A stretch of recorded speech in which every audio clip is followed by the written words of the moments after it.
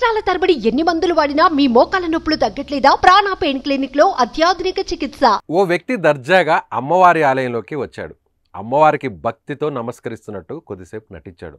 అక్కడే కొద్దిసేపు అటు ఇటు తిరిగాడు. ఆ తర్వాత ఆలయంలోకి ఎవరూ రావడం లేదని గమనించాడు. వెంటనే వచ్చిన పని ముగించుకొని వెళ్ళిపోయాడు. అయితే పక్కన సీసీ కెమెరాలో మనోడి ఘనకార్యం మొత్తం రికార్డ్ అయిపోయింది.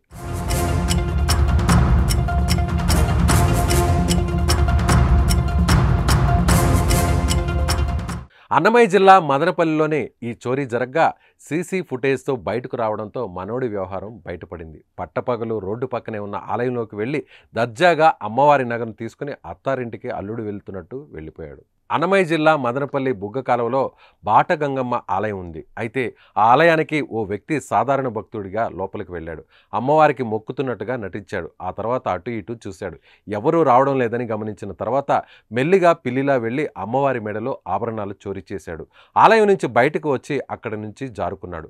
మనోడు చోరీ ఘనకార్యం మొత్తం అక్కడ ఉన్న సీసీ కెమెరాలో రికార్డ్ అయింది. కానీ మనోడు గమనించలేదు. ఆ తర్వాత ఆలయ అర్చకులు అమ్మవారి ఆభరణం కనిపించడం లేదని గుర్తించారు. వెంటనే సీసీ కెమెరా ఫుటేజ్ పరిశీలించగా ఆ దొంగతనం ఘటన బయటపడింది. కేసు నమోదు చేసుకున్న పోలీసులు సీసీ ఫుటేజ్ ఆధారంగా దొంగను వెతికే పనిలో పడ్డారు.